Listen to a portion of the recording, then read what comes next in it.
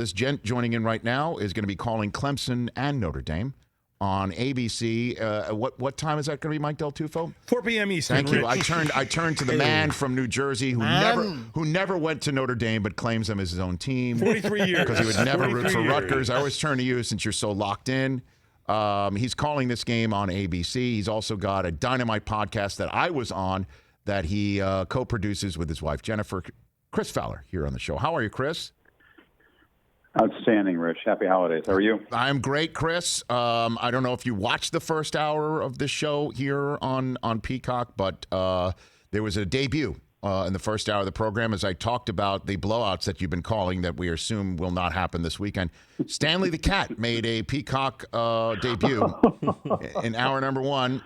Staring you down. You should have alerted Jennifer. I appreciate that. That Stanley's you may have a brand. We're building a brand around him. Yes, indeed. Yes, is he staring you down after calling it? Well, the story is, look, I mean, we live in Miami Beach a lot of the time, so that was a home game. Yes. The latest beatdown, the long season of them. We come home, we're having dinner. He does something he's never done before. He jumps on the chair at the head of the dining room table and puts his face on top of the table and has, you showed the picture, a forlorn look, but also an empathetic look. Like, I cannot believe you had to call another blowout when I know you had high expectations for this game. Is there anything I can do? Yes. It's been rough. He was offering support, and your family are animal lovers, so you understand the importance of that emotional support at a time of need, and he was trying to provide it for me. So. Well, the question that was provided in the copy on this photograph, will you ever call a close game again? I think we know the answer to it, and I think you're about to, Chris. Let's put it that way. Oh, not so fast, my friend. I hope. We thought last week was going to be great. Last week was a 3-point. Carolina was an underdog. Win it by 36. Now Notre Dame. Yes. And I just got off the phone. Tell your guy there, the Irish fan, that I just got off the phone with Ian Book and Brian Kelly and those guys, and they feel a chip too because Vegas has made them a 10.5-point underdog in round two. So both teams kind of arrive with a chip. Yes, we have high expectations, but I am so brutalized by the scores, Rich, that I no longer go in optimistic. I go in neutral, expecting nothing, and I'd be pleasantly surprised if we get a classic. Well, it looks like, again, these are evenly matched teams based on what we saw earlier this year, and I know that Trevor Lawrence did not play in that game in South Bend, and he will play in this one. How do you see that playing out going in? Have you spoken to Trevor Lawrence as well yet? Have you? Yeah. I have, and Notre Dame students got in his face. He's pretty easy to spot, 6'6", blonde hair, no helmet after the game, and they bum rushed the field. And in the mosh pit afterwards, some of them found Trevor and James Skalski, who's not a cat you want to get in his face of, the middle linebacker of Clemson, who also missed that first game because of an injury, not COVID. He's due back. And those guys said a little extra fuel, not that you need it, but a little extra fuel because Notre Dame students let them know all about what had just happened. And Trevor's kind of he's a quiet competitor. He doesn't grandstand his emotions, but he feels them. And I think, that doesn't mean you're going to win the game. It's just more fuel for him. Well, I mean, and we had Dabo on the show 2 weeks ago, and I asked him point blank, do you think, because of the stakes that this game clearly has, that the loser of this game might be on the outside looking in, looking at a team that has played half of the number of games that either one of these have played, getting in, and they're out. Asking that of Dabo, essentially, is Ohio State worth it? You threw him a giant piece of red meat, and I I'm did. sure he bit on it. He sure did. He spit it out and swallowed the bones too. And I asked Brian Kelly the same question when I had him on 2 days before, and these guys are like, we've gone through a whole season in COVID, and these kids have played it all, and they've spilled their hearts out. And that nobody that's played half a schedule as we have deserves to be in. Essentially, is what I'm wrapping it up. What do you think of this subject going into this game? Because I'm sure you and Kirk will be talking about it. I think their feelings are genuine. I do think that part of it also, nobody really wants to see Ohio State in there. If you have a choice to have another team, you might choose that because we know that they're good enough to win it if they get in it. But should they be? That's a very fair question. I would tend to be in line with Dabo and Brian Kelly's opinion. And I know how challenging it's been week to week. I know with the mental wear and tear beyond the physical stuff these teams have gone through. When you play double the schedule, basically, you had double the duress. And Ohio State to arrive, not that they haven't had stress when they miss games. Don't get me wrong. It's stressful to sit games out, and they're going through practice and all that.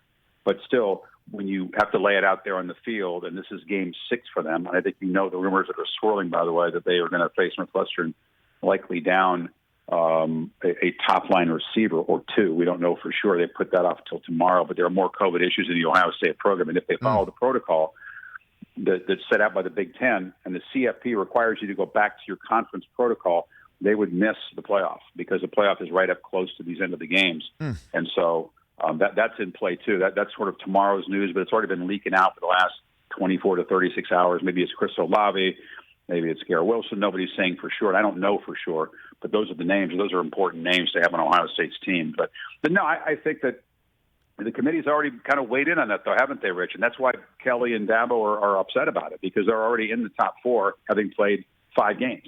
And it's not like they face murderer's row. Let's be honest, okay? Indiana was a 7-point win, team that's proven to be a quality team, but that's pretty much it in terms of the teams that they've handled on their schedule. It's something to brag about, and that's a factor, too. If you played 5 really strong teams, that's different than the schedule they played. So it's a volatile issue. It's not personal. Ohio State fans always think it's personal. They have a very vocal, energized fan base. Yes. If you didn't know, yes, I think you know. But so they're going to act like it's a conspiracy. We're being singled out. I mean, it's not that. It's just whatever team was in their position. I think you could feel the same way about it, regardless of who it is. And did Brian Kelly bring up to you what he said on a Zoom earlier today about maybe if they wind up in the Rose Bowl where COVID protocols are keeping fans from the stands, that they wouldn't play at a site that doesn't allow families in there? He was pretty hot about it. I'm wondering if did he bring that up with you at all? He was emotional on our call. I could feel it catching in his voice when he was talking about the idea of players' parents not being able to see their sons play after all that families have been through this season. Right. This not being a typical year in that way. I think he felt more strongly about it. He did not proclaim that they would be reluctant to play in a game or the parents couldn't attend. I don't know what that's about. I seriously doubt if Notre Dame is seeded 2 or 3 and heads to Pasadena, and I'm presuming Alabama's going to win, by the way. If Alabama wins, they're a lead pipe lock to be in New Orleans as the top seed. And the 2-3 game would be in Pasadena, and you don't want to be the 4 seed in theory. So you like to be 2 or 3, which would put them. I don't know if it'd be Clemson-Notre Dame round 3 or what, but the 2-3 game is very likely to be there. It's certain to be there if Alabama wins. But yeah, I mean, do you think there's any chance you're out there? I'm not. Yep. Any chance that the rules do they make an exception? No, sir. I think they're lobbying. I don't have any problem with people lobbying and trying to leverage to get regulations changed. I just know that in California, relaxing regulations does not seem likely at this point, given what else is going on out there. But I don't know the climate that well. I'll be very honest with you, Chris, that there was a video that went viral here in California and across the country of a bar owner who here in Los Angeles was told that she could not have any outdoor seating, that she spent thousands upon thousands of dollars putting together.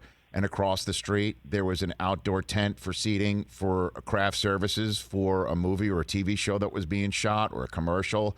And there's a lot of sensitivities out here about making exceptions for businesses that are not made for regular everyday businesses. It's really raw out here, man.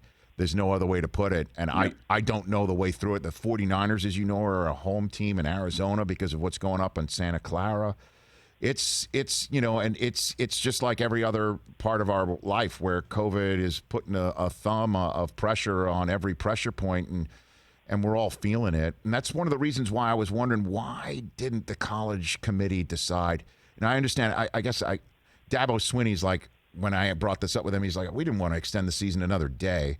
But, why not have 8 teams? You know what I'm saying? Like, we could avoid all this and get Coastal Carolina involved and do this and just play just a couple extra games. Like, that. Did you ever hear anything about that to try and change things around in the same way that baseball did for its expanding playoffs and so on and so forth? Did you hear anything like that this year, Chris? No, because there's no central control of the sport, Rich. Had there been, I think that makes a lot of sense. You could have done it from the start. The conferences would have had to start closer together. But you're right; it would have been a perfect year for an 8-team playoff. People have been clamoring for it anyway. I think you're seeing some other things unrelated to COVID in the sport that are kind of pushing us toward playoff expansion for very legitimate reasons. But because every conference, although they claim to be working and communicating together before this, really they're out there for their own interests. And that's the way it's always been. So the fact that they started at a staggered time kind of ruled out an expanded playoff. But it's too bad. I agree. This would have been a good year for it. So which game are you calling of college football semi? Are you going to be out here for the Rose Bowl? Is that the plan that for you right now? Likely. That's been the pattern, yeah. I mean, when the Rose Bowl was in play, we've done it. That's the thing, too, is that it's not as simple as just, the CFP saying, hey, forget the Rose Bowl, moving the game to Dallas, which has been the source of speculation, or anywhere else, because of the special relationship with that game. And it is a standalone event. It is the granddaddy. It does have a special place in the history of the sport. The rotation comes around every 3 years. The Rose Bowl hosts a semifinal game in concert with the game in the Superdome. It's not as simple to say, hey, move it this year, they get it back next year. I mean, anything is possible. We've seen rules changed and altered to achieve the desired outcome constantly. So it's not impossible. It's just not simple. And I think that the relationship's a little uneasy. The CFP and the Rose Bowl, I mean, they're both, institutions now. One's been around a lot longer than the other, and I just don't think it's as simple. If it was any other game, I think it'd be much easier to move it. But listen, I'll show up wherever they send us. Sure. No, I think what people have to understand too, what you described is very important. That I don't think Brian Kelly or Dabo understand. It's not just it's a massive place, put a few hundred people in there. I understand that makes sense. I think the risk would be very, very low, with people spaced out. But you have to bring in security and concessions. You have to put people who would normally not have to work that game. Even if you have any fans in there, as you know, it's not as simple as open the gates. Go find a seat. Right. Enjoy your son's game. It's not that easy. Definitely not. But however, saying that it's not like it's not doable. Also, I think you're right. The climate out there is so fraught and so unique right now. Chris Fowler here on the Rich Eisen Show.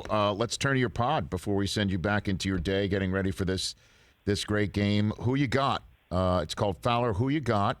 And you've got Jeanette Lee and Jay Billis this week. You've got Barkley next. I did it I think I was in the inaugural episode. You were the inaugural jumbo, multiple, double album episode. Yes, you were very gracious. Told some great stories. It's fun. We had some fun, and that's sort of the theme. It's not really sports, although there are sports people all over it, like some that you named. But it's just, as you do this every day, you talk to interesting people about different topics. Yep. You learn a lot. Inspiring is an overused word. We had Dan Patrick on, though, talking about his serious, prolonged battle with depression, and he opened his heart and he bled, and it was important to hear him say that, and we got a lot of tremendous feedback. Gary Gulman, a comedian, same thing. Mental health has been a focus of the pod and will continue to be, because it just helps people, and we need it now more than ever. And for Dan, the podcast format, as you know, kind of lends itself to just kind of a relaxed, in-depth conversation about stuff that you wouldn't normally get to, and that's what's been fun. I mean, Charles is just makes people laugh. That's our Christmas gift.